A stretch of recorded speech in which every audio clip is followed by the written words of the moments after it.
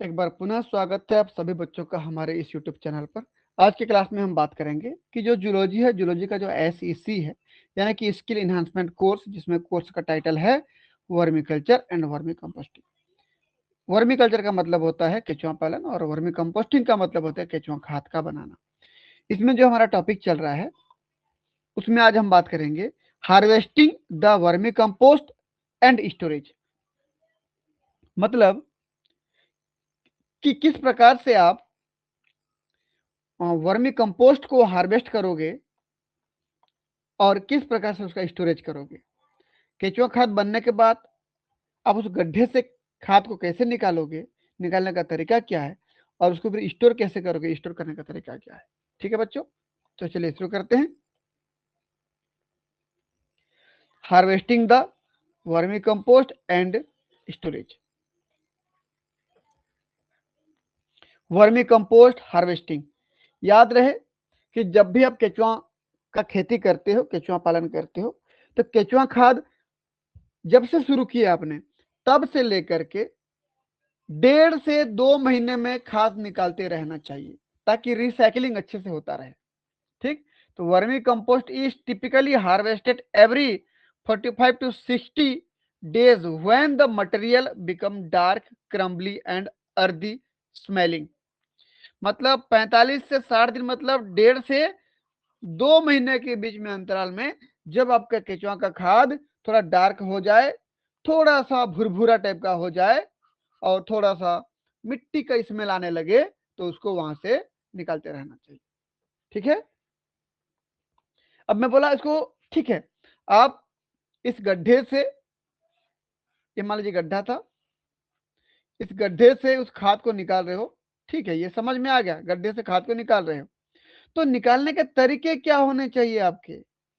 ठीक है, ये गड्ढा था, मान लीजिए इस गड्ढे से इस खाद को निकालना चाहते हो, यहां से निकाल रहे हो, तो तरीका क्या होना चाहिए, मेथड क्या होना चाहिए। तो मेथड ऑफ हार्वेस्टिंग में पहला मैनुअल मेथड, दूसरा लाइट या डार्क मेथड, तीसरा माइग्रेशन मेथड या साइड लोडिंग मेथड, और चौथा हमारे पास है स्क्रीनिंग मेथड, पांचवा है बॉटम फीडिंग मेथड। एक एक करके देख लेते हैं। कॉमन हार्वेस्टिंग मेथड में जब भी आप खाद को निकालना चाहते हो तो 2-3 दिन पहले से पानी देना बंद कर दीजिए, क्योंकि पानी देंगे तो नमी रहेगा, चपचपा रहेगा, निकाल नहीं पाओगे। तो cease watering 2-3 days before harvesting. ठीक है, खाद निकालने के 2-3 पहले, 2 से 3 दिन पहले ही पानी देना बंद कर दीजिए। To allow the top layer to dry and encourage worm migration to lower moisture level. अगर 2-3 दिन पहले से पानी देना बंद कर दोगे तो रिजल्ट क्या होगा, ऊपर का खाद सूखना शुरू हो जाएगा, ड्राई होना शुरू हो जाएगा, ऊपर के केचुए अंदर जाना, नमी की तरफ जाना शुरू कर देंगे, तो ऊपर का एरिया खाली हो जाएगा, केचुआ नहीं मिलेंगे वहां पे, तो उसको आसानी से आप हटा सकते हो। ठीक है, क्योंकि सारे केचुए नीचे चले जाएंगे, तो ऊपर का खाद हटा लो। तो चलिए फिर भी यहाँ पर देखते हैं, एक एक करके मेथड देख लेते हैं। पहला manual method, direct hands on separation, suitable for small scale या हॉबिस्ट सेटअप। यदि कोई व्यक्ति अपना हॉबी के रूप में या छोटे से एरिया में वर्मी कल्चर कर रहा है, तो उसके लिए ये मैनुअल मेथड ही ठीक है।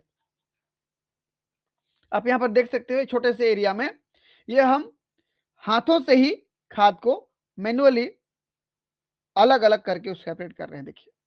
ठीक है, तो ये मैनुअल मेथड था पहला वाला।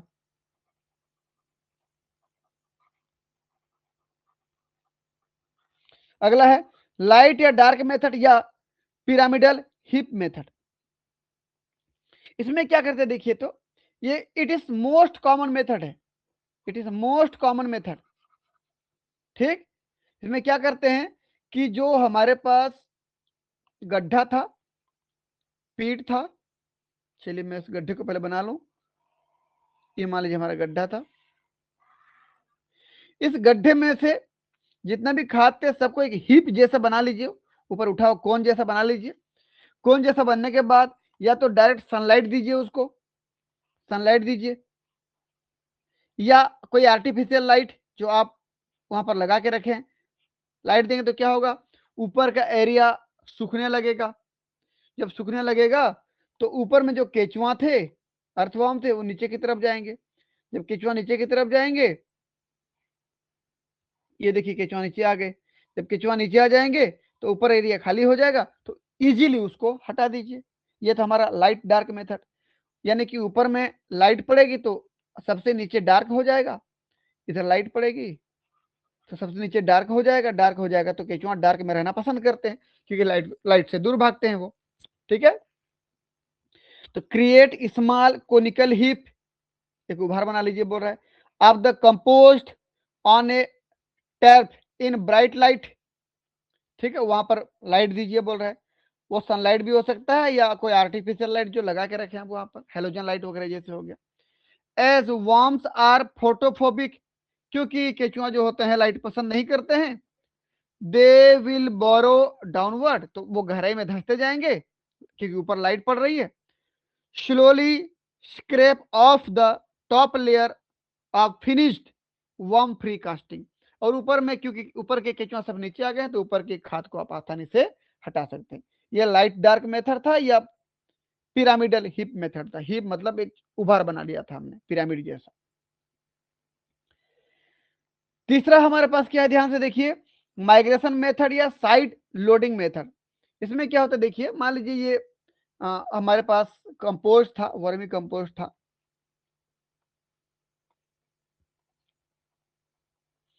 ये वर्मी कंपोस्ट हो चुका है, बन चुका है। तो हम क्या करेंगे, बहुत सीधी सी बात, कि सारे वर्मी कंपोस्ट को हम एक तरफ क्या कर देंगे, ढकेल देंगे। देखिए एक तरफ ढकेल दिए, सारे कंपोस्ट एक तरफ आ गए, केचुआ भी उधर आ गए। और जो नया एरिया दिख रहा था आपको, उस एरिया में क्या कर दिया हमने, न्यू फूड मटेरियल को डाल दिया, ऑर्गेनिक वेस्ट को इधर, न्यू ऑर्गेनिक वेस्ट या फूड, केचुआ का फूड इधर डाल दिया। तो जो केचुआ भी इस साइड में थे, इधर तो खाद बन चुका है, इनके खाने के लिए कुछ नहीं बचा, इधर नया खाद्य पदार्थ आ गया। तो सारे केचुए किधर माइग्रेट कर जाएंगे, जो अभी खाद्य तरफ थे वो सारे के सारे केचुए इधर माइग्रेट कर गए। देखिए यहां से चले गए भोजन तरफ, तो ये एरिया खाली हो गया, वर्मी कंपोस्ट वाला एरिया। जब वर्मी कंपोस्ट वाला एरिया खाली हो गया तो उसको इजीली निकाल लो आप, वर्मी कंपोस्ट। अब इसको इजीली क्या कर लेंगे, हार्वेस्ट कर लेंगे, यहां से निकाल लेंगे। ये हार्वेस्ट कर लिया हमने। ठीक है, तो इसको माइग्रेशन मेथड क्यों बोलते हैं, क्योंकि केचुआ क्या कर रहा है, माइग्रेट कर रहे हैं।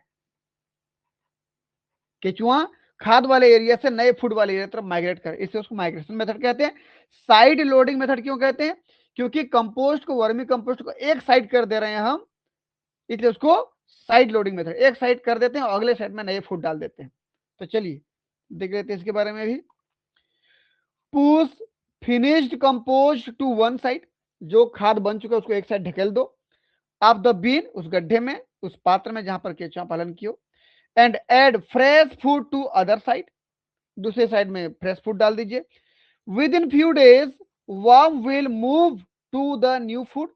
अब कुछ दिन बाद देखोगे, 2-4 दिन बाद, तो जो केचुआ खाद तरफ थे वो अब नए खाने की तरफ चले जाएंगे, माइग्रेट हो जाएंगे, living the old compost ready for removal.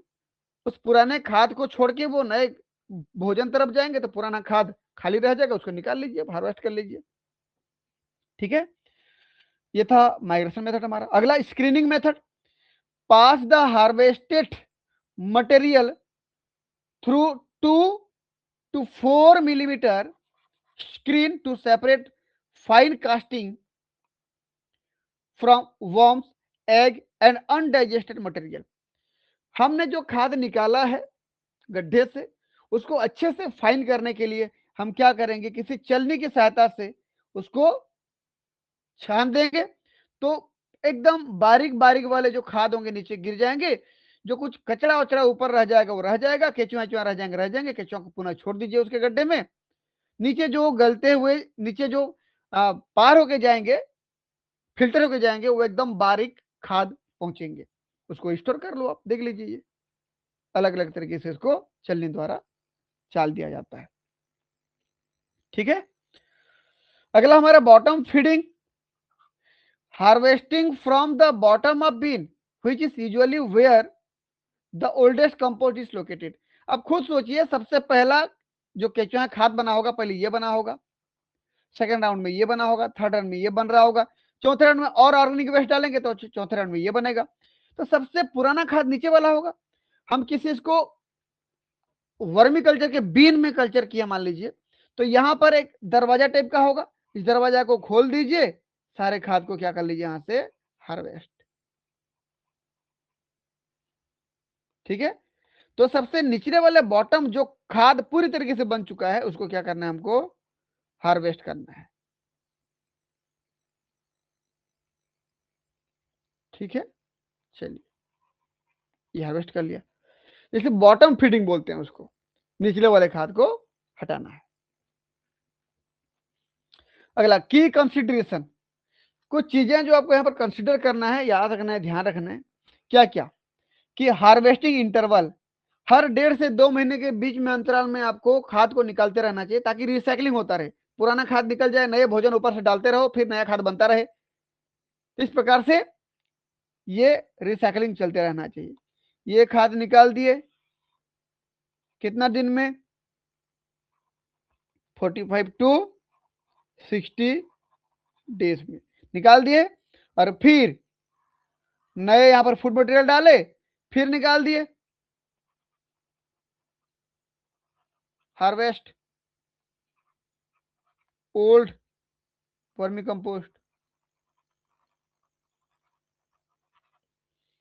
यहां पर न्यू फूड है ना, फिर डाल दिया। इस प्रकार से ये साइकिल चलते रहना चाहिए। चलिए भाई कमेंट देख लेते हैं। Typically vermicompost is harvested 45 to 60 days after initiating the process, जब से शुरू किया तब से लेकर काउंट करना है। But this can vary based on factor like temperature, waste material and the number of worm. हाँ, ये वेरी तभी कर सकता है, अलग अलग समय पर आप निकाल सकते हैं। ये तब कर सकते हैं जब आपके द्वारा पाला गया केचुआ का वैरायटी अलग हो। ठीक है, कितना केचुआ उस गड्ढे में या उस बीन में पाल के रखे उसके ऊपर डिपेंड करता है, नंबर ऑफ वॉर्म। अगला, किस टेम्परेचर पर रखे हो आपके बीन को डिपेंड करता है।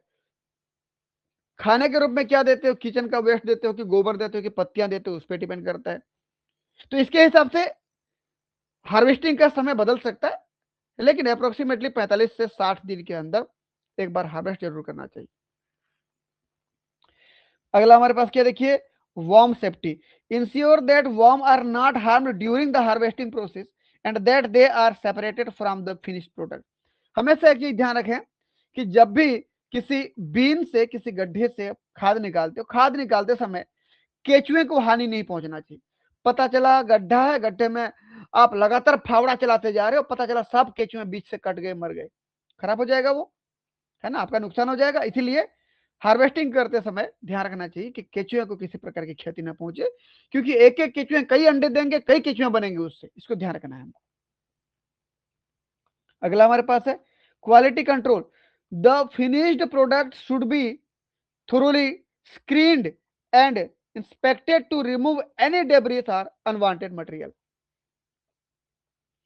कि किसी भी प्रकार के जो खाद निकालते हैं हम अपने गड्ढे से या बीन से, उसको डायरेक्ट पैक नहीं करना चाहिए। खाद निकालने के बाद उसको अच्छे से चलने की सहायता से उसको फिल्टर कर दीजिए, तो बारीक बारीक खाद जो है ना वो इकट्ठा होंगे, उसको ही आप मार्केट में सप्लाई कीजिए या कस्टमर को दे दीजिए।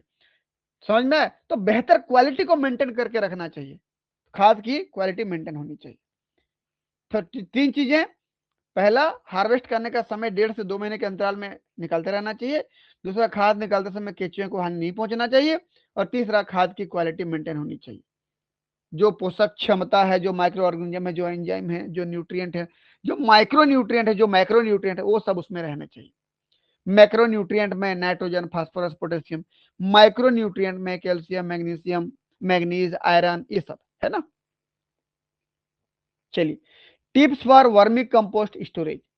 हाँ, अब वर्मी कंपोस्ट बन गया, हमने निकाल भी लिया, गड्ढे से निकाल लिया, अब स्टोर कहाँ करोगे, नहीं तो खराब हो जाएगा, इधर उधर रख दोगे तो सबसे पहला तो कैसे करेंगे, मॉइस्चर लेवल को ध्यान रखो, नमी बने रहना चाहिए, 40 to 50% नम होना चाहिए, गीला टाइप का होना चाहिए। तब जाके उसके माइक्रो ऑर्गेनिज्म जिंदा रहेंगे।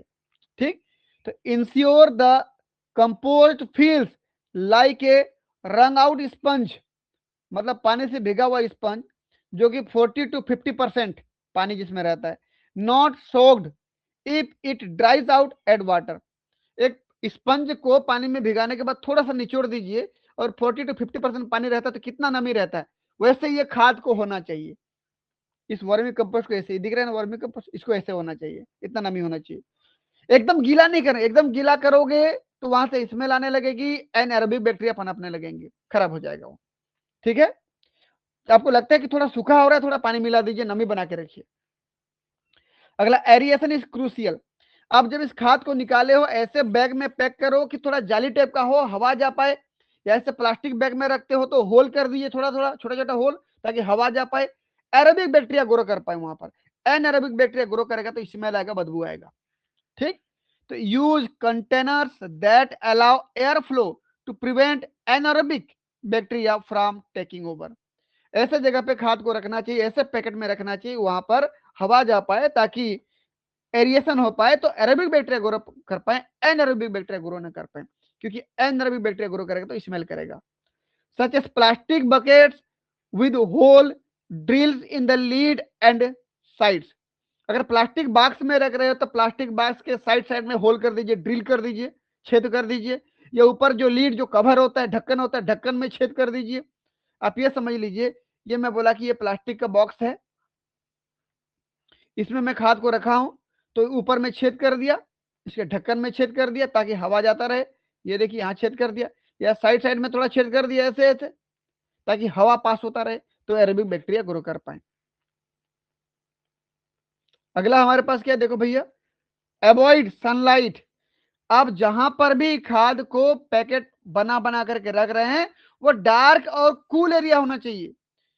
ऐसा नहीं कि उसको पैकेट बांध दिया और घर के छत में रख दिए, धूप में सूख जाएगा, पूरा आपका जो ऑर्गेनिक जो मैन्योर है, खाद है, पूरा खराब हो जाएगा। जब इसकी नमी खत्म हो जाएगी तो अंदर के माइक्रो ऑर्गेनिज्म भी खत्म हो जाएंगे। तो stored in dark cool place to prevent UV damage to microorganism. ठीक है, क्योंकि सनलाइट की वजह से, यूवी रेडिएशन की वजह से माइक्रो ऑर्गेनिज्म मर जाते हैं, इसलिए उसको खुले सनलाइट में नहीं रखना चाहिए, डार्क अंधेरे और ठंडे कमरे में रखना चाहिए। Storage container, use 5 gallon bucket with loose lid, breathable fabric bag या प्लास्टिक स्टोरेज टोट्स। कुल मिला के कहने का मतलब कि आप जहां भी रखें, इतना ध्यान रखें कि उसमें एयर पास होता रहे, एयर पास होता रहेगा तो अंदर के माइक्रो ऑर्गेनिज्म जिंदा रहेंगे। चाहे आप प्लास्टिक का बकेट इस्तेमाल करो जिसमें ऊपर के लीड को लूज रखो ताकि हवा जा पाए, या कोई बैग इस्तेमाल करो, जालीदार बैग, ताकि हवा जा पाए, या प्लास्टिक का स्टोरेज, कोई प्लास्टिक इस्तेमाल करो जिसमें छेद हो। ठीक है, अगला, maintenance, check moisture periodically, it should feel damp but not form a solid.